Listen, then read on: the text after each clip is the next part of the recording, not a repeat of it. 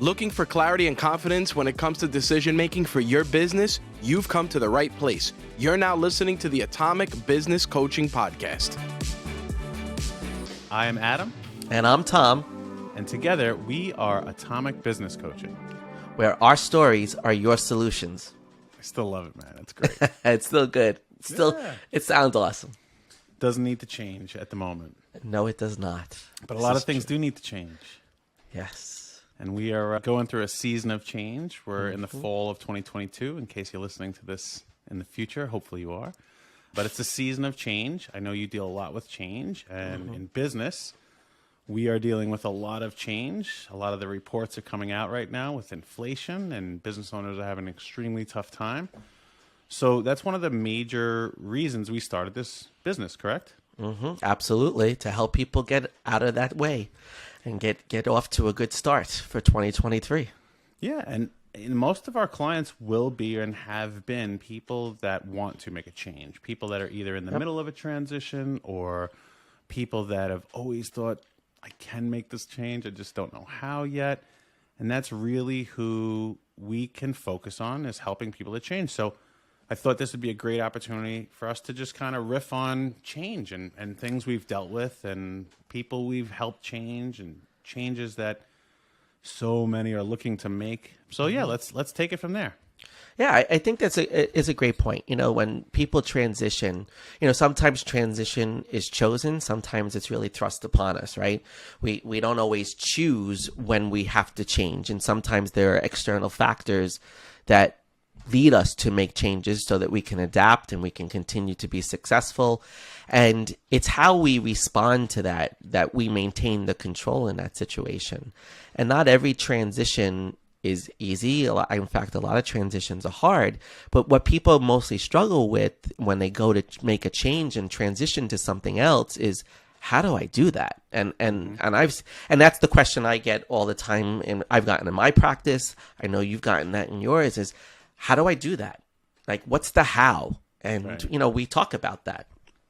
Yeah. And, a lot of times change is it's almost forced upon you. People may want to make a change, especially in their business. They'd be always in the back of their mind, like, I think I want to make a change, but it's too difficult because, the ship is going down its course. And if you make that change, there's a lot that has to happen. Or if it's in your personal life, you may want to make a major change in your relationship or in your health or whatever it is. And a lot of times with my clients, and now with our clients, I find that the change is almost like people telling me, I want to kind of find myself. I want to find what the future is. And what my response has been to that is it's not about finding yourself. If you're going out there just trying to find yourself, what typically happens is you find someone else's version of you, right? It's just a reflection of how other people perceive you to be. So what I always tell them is it's not about finding yourself. It's about building yourself. Right. And you have that choice to decide, how am I going to change? How am I going to build myself instead of finding myself? And I think it's one of the most critical pieces of the work that we do is uncovering what's deep down inside of why you want to make this change. Would you agree?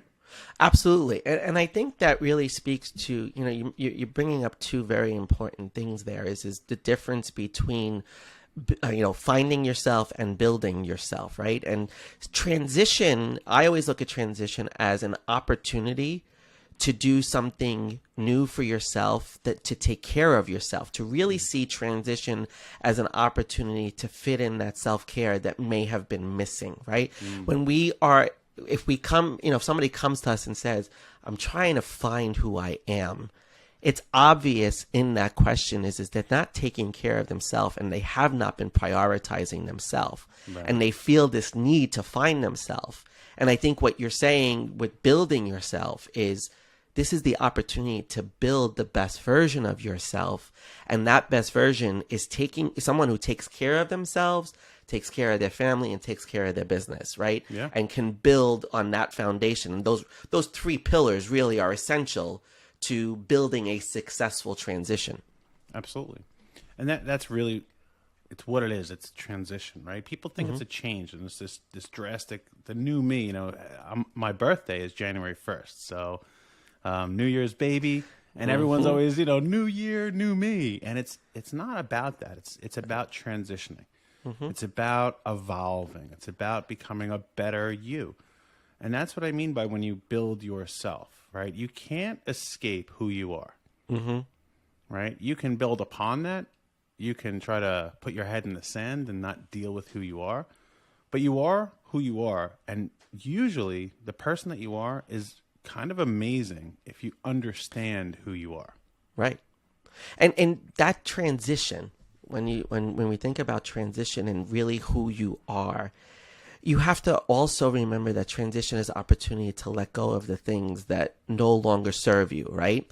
It was funny, this morning I was on the Peloton and he said, have a funeral for all the things you have to let go of. And I was like, whoa, that is so cool. Like, have a funeral for the things that you have to let go of. And, we talk about transitions, and there's all types of transitions, but using, bringing the word funeral into the loss, right? Whatever that loss is that maybe you're going through, or whatever it is, whether it's the death of someone or the loss of a job, and now you want to transition to your own business, you want to do your own thing. Just remember that as you build the new you, part of building you new is renovating you. It's stripping away the old stuff that doesn't work for you anymore. It's having a funeral for those things. That's right. Even you and I are both part of a mastermind, which is called Project 2740, and we asked the question in that mastermind last week of, "Have you committed homicide yet?" And right. The room shut off. It was like, "What? What did he just say?" And it was about killing the old way of doing things, right? Correct. And what that basically means is that the way you can change is by stopping doing things that you used to do and start doing them in a new way. Right. But the person doing them isn't different. It's just the way that you're doing things. Yep. And the thing is with change is you have to have this like intrinsic motivation to really have like a desire, right? You have to have a desire to change. Otherwise, it cannot take place. Well, I always say that change really has to come from a sense of urgency, right? There has to be a sense of urgency created to get to that change, right? To motivate you to that change. If you don't have that sense of urgency, you're not going to have the motivation. That's where you have to really. So when someone reaches out to us because they realize something needs to change, part of what we evaluate is that motivation to make the changes, right? Because you can't transition without the motivation. You can't transition without that sense of urgency. That's right. And the key to that is, where is that urgency coming from? Was it thrust upon you, or have you chosen to make that change? And it's really about being more proactive than being reactive. And what we do in our work is try to get ahead of all the things that you may want to change, so we can make proactive decisions on saying, this is why I would change it. Because a lot of times you want to change something. We had one of our clients today. Unfortunately, they're going to have to terminate one of their employees. And this is a business owner it's like employee number 3. And they already have to fire them. And they've only been in business a few years. They haven't gone through this before. And they're going to terminate somebody. And I'm hoping to have a conversation with them in the very near future about what's the reason you're going to terminate. Now, if it was egregious and they did something against either company policy or destroyed the reputation, I would kind of understand that. But I'm hoping that, number one, they don't let them go right away. I'm hoping that they have a conversation with Tom and I to understand, like, what is your perception on why you have to terminate this person? Because the change might not be you need to change the person who's working for you. It may need to be you need to change the expectations you have upon them. So I do not know yet, are they realistic or unrealistic expectations? We've just finally gotten this person who's worked with Tom and I for quite some time to move into hiring staff and trusting that process, and immediately there's a regression. So that's something that might have been just put upon him because he hasn't yet been or hasn't yet had the opportunity to discuss how to deal with that. And these are the things that hopefully all business owners are doing, but the problem is they come up all the time. All these new changes come up. Right. And you're highlighting a very important point about reaction versus proaction, right? And being reactive versus being proactive. And I think one of the things that why people don't like change is because they are often making change as a reaction, right? And it may not be planned, and it may be spur of the moment where they're forced and thrust into this change. But what we should be cognizant of in that transition is, what are the ways to be proactive if something like this happens again? What happens if another change is thrust upon us? How do we manage through that in more of a proactive approach than a reactive approach? Like you just said, maybe you're not going to be able to change the employee that is working for you, but you have to change the expectations. And part of making changes is to reevaluate. Here comes evaluation, right? You have to evaluate, do the current expectations work? Does the current boundaries work? Do all of those things, are the current values that you possess as an individual and what you have for your business, are those still all in alignment as you move through this transition? Because most likely that has changed as well. Right? It's not just one thing that causes the change. It's a sequence of events that's going to cause a change. My friend is a pilot, and he always says there's 13 things at a minimum that happen before a plane crashes. Right. And that's the same thing we have to look at when you're thrust into change is what are all the things that led up to that change that now we have to evaluate as we move forward and see that this is really a great opportunity to do better, to be better, to have a better outcome in the future. Yeah, and it's really about the environment that you're in, and you are a product of your environment. You are a product of what you used to do, how you used to be. So as you deal with new things that you want to change, a lot of the old things that you dealt with and changes you made in the past will conjure up, oh my gosh, I have to change this again. So it's good to reevaluate it and figure out, is this really something I need to change?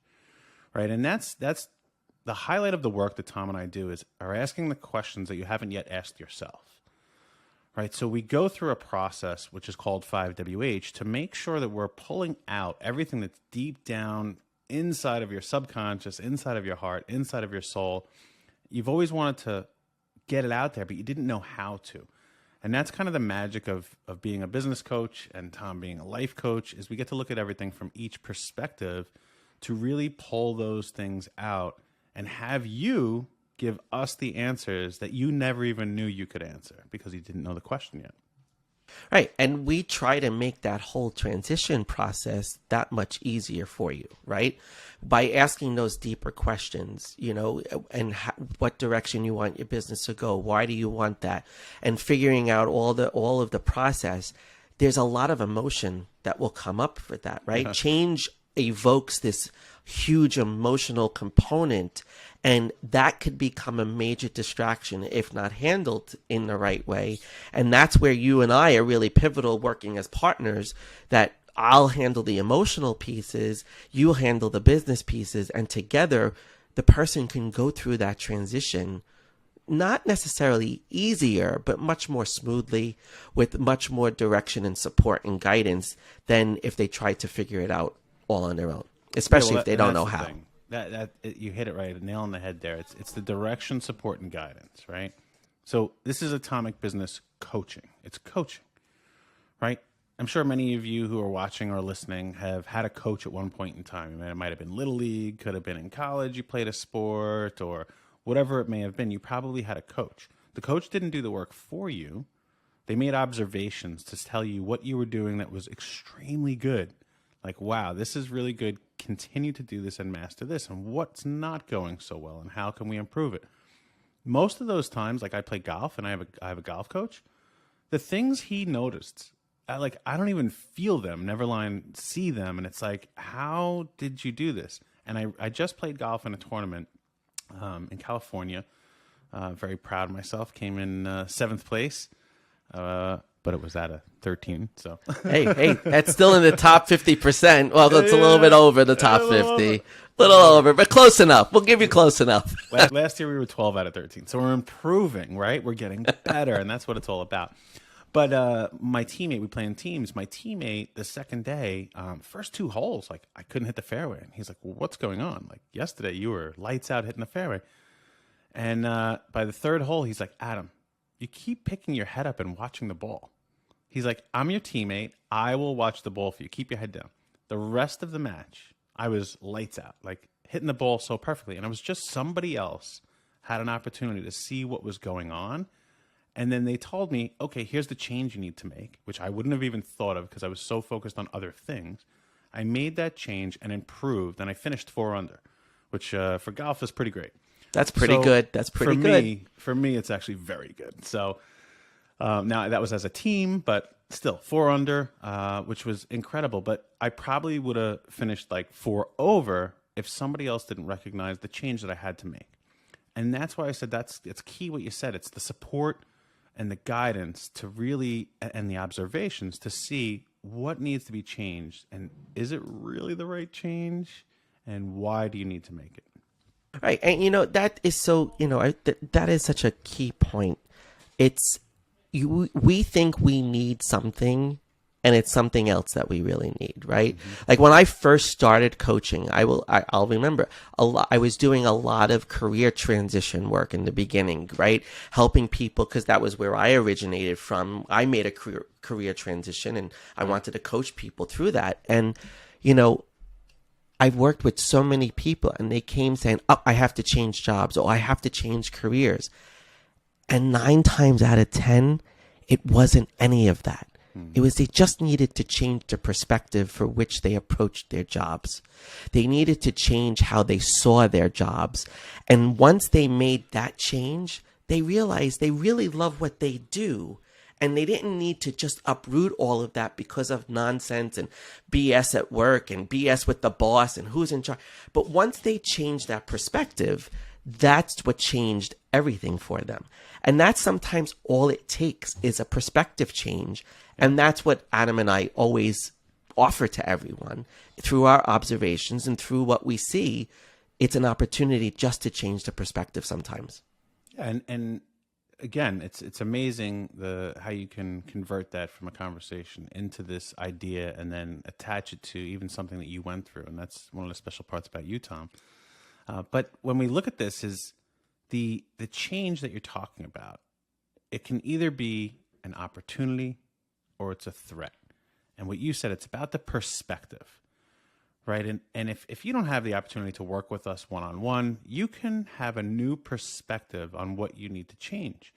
And it's very simple by just asking yourself some simple questions and taking a step back. And I always say it's taking a 30,000-foot view of that overall thing you want to change. And I mean, take it from our exact system. Who, what, where, when, why, how. If you just ask those questions about this change you're about to make, who am I making this change for? Right? Who is the change for? Is it for me? Is it for a family member? Is it for money? Is it for freedom? Is it for ask what, right? What is the outcome of this change if I make it? Right? Where will I be if I make this change? Right? And if you just ask these questions of yourself, I mean, we're not rocket scientists here. We're asking questions. So even if you, like I said, don't have the opportunity to sit and work with us, you can do this for yourself. You can guide yourself through this, or have your partner or have a friend or somebody else ask you these questions, and you'll be amazed with the answers that you come out with. They're very powerful questions. We ask them all the time, right? It sounds so simple. Who, what, when, where, and how, right? We say that all the time. But when you put it in that context and you're really doing that deep dive, well, who do you want to be?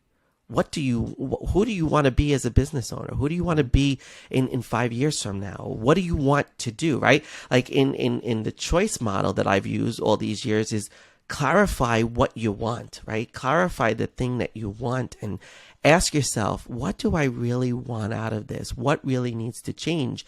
And that's where sometimes people do get stuck, right?